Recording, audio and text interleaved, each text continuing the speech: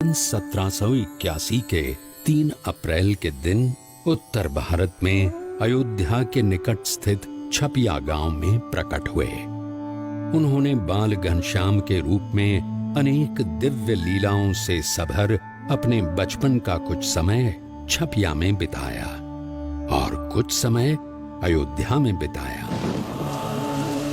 और एक दिन अनंत जीवों के कल्याण हेतु यात्रा करने के लिए उन्होंने रूप धारण किया नीलकंठ वर्णी का। नीलकंठ वर्णी संसार के सारे बंधनों को त्याग कर 29 जून सन 1792 की रात को अयोध्या से निकल पड़े। जीव प्राणी मात्र के कल्याण के लिए शुरू हुई उनकी इस अद्वितीय कल्याण यात्रा के प्रथम लगभग 4 महीनों में उन्होंने अयोध्या से अमरपुर, नैमिषारण्य, बरेली, नारदवन, हरिद्वार, श्रीपुर, गुप्त काशी, त्रियुगी नारायण और गौरी कुंड आदि स्थानों से होते हुए केदारनाथ की यात्रा की। केदारनाथ से सीधे बद्रीनाथ जाने का अति विकट रास्ता पार करके उन्होंने बद्रीनाथ की यात्रा की और शीत ऋतु में बद्रीनाथ से ज्योतिर्मठ होते हुए नीलकंठ वर्णी मानसरोवर की ओर बढ़ चले।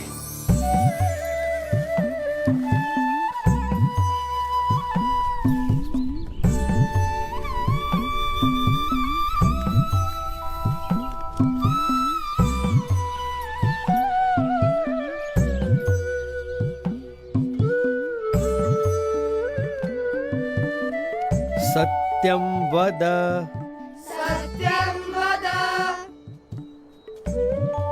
धर्मं चर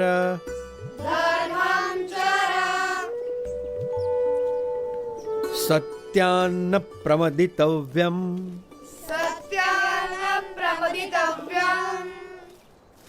धर्मान्न प्रमदितव्यम्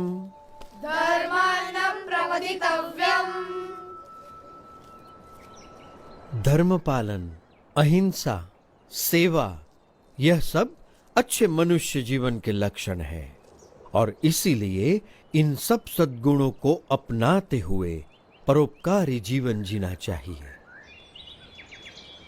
उसी में मनुष्य जीवन की सार्थकता है।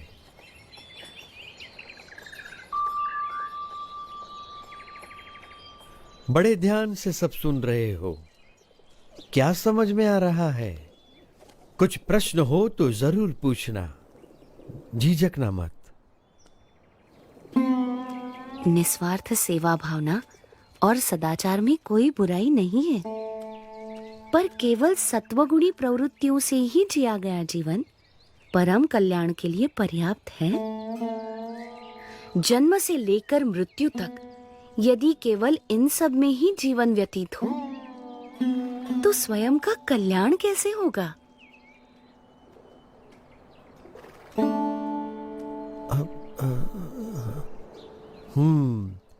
बड़े गुणी लगते हो, विद्याभ्यासी भी लगते हो और तर्क भी बहुत अच्छी तरह से प्रस्तुत कर लेते हो। तो आप ही बताओ, आपका क्या विचार है? मनुष्य को कैसा जीवन जीना चाहिए? ऐसा जीवन जो उस उच्चतम विद्या को पाने के लिए जिया गया हो, जिसे जानने के बाद और कुछ भी जानना बाकी न रह जाए। पर ऐसी कौन सी विद्या है? ब्रह्म विद्या, जिससे अपने अहंकार, स्वभाव, अज्ञान, इंद्रियों एवं अंतःकरण की गुलामी, हर प्रकार के दुख, सारे बंधन, जन्म मरण के चक्कर, इन सब से मुक्ति पाकर आत्यंतिक कल्याण प्राप्त होता है। पर केवल स्वयं के कल्याण के लिए जिया गया जीवन स्वार्थ सिद्धि का पर्याय बनकर ही नहीं रह जाएगा। यदि व्यक्ति यथार्थ रूप से आत्यंतिक कल्याण के मार्ग पर चल पड़े तो उसका जीवन अपने आप ही सबके लिए कल्याणकारी बन रहता है, एक यज्ञ के समान बन जाता है। सबकी भलाई का यज्ञ, सबकी सेवा का यज्ञ, सबके कल्याण का यज्ञ। अच्छा। अब पर आप हो कौन? मैं नीलकंठ हूँ। आप इस उम्र में ऐसे अकेले क्यों निकल पड़े हो? सबको परम कल्याण के मार्ग पर प्रेरित करने के लिए। यही मेरे जीवन का उद्देश्य है। उम्र से तो आप शिष्य जैसे लगते हो, पर ज्ञान से गुरु हो।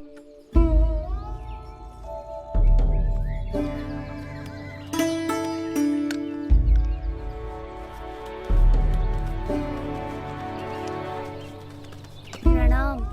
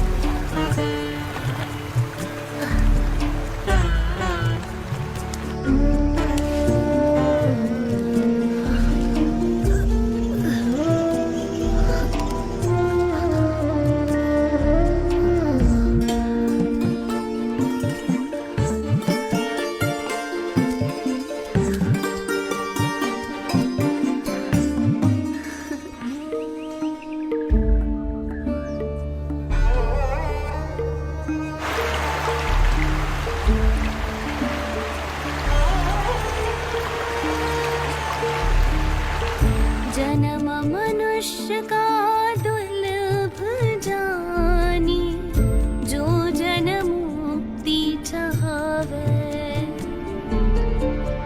ममारु मौसम संतन संगे, परम मुक्ति को पावे।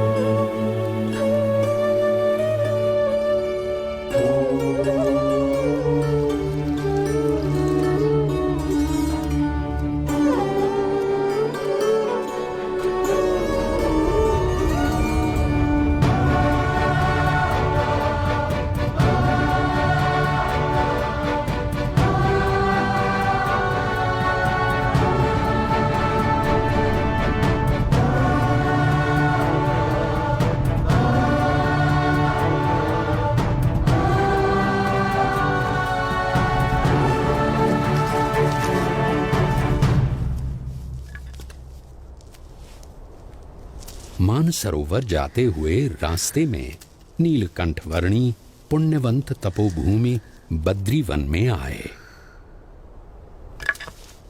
वहां असाधारण तपश्चर्या करने का संकल्प लेकर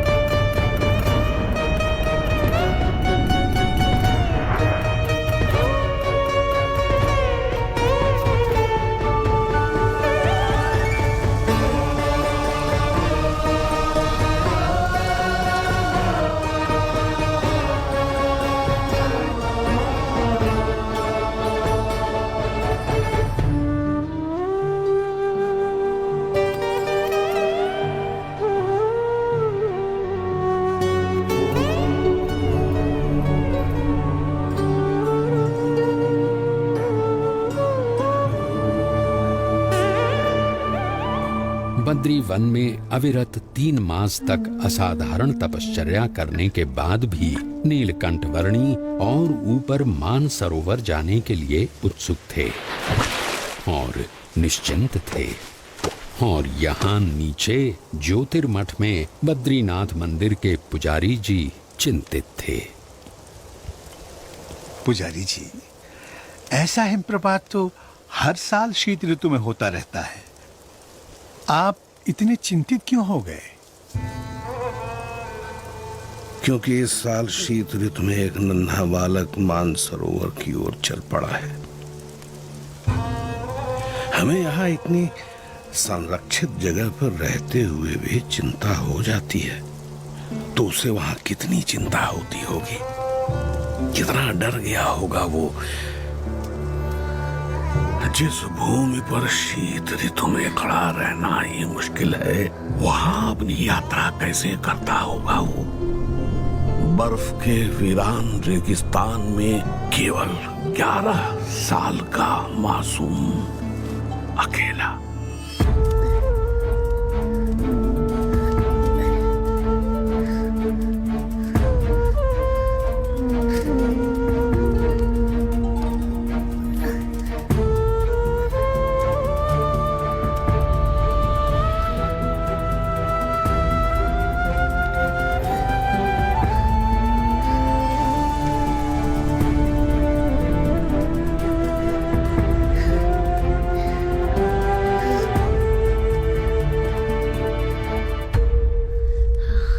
रुके हुए रास्तों से भी मार्ग निकालकर नीलकंठ वर्णी आगे बढ़ रहे थे। जहां ठंड से लड़ते लड़ते सूरज की किरणें भी हार जाती थीं, वैसे बर्फ के रेगिस्तान में सूरज से भी अधिक देदीप्यमान रहते हुए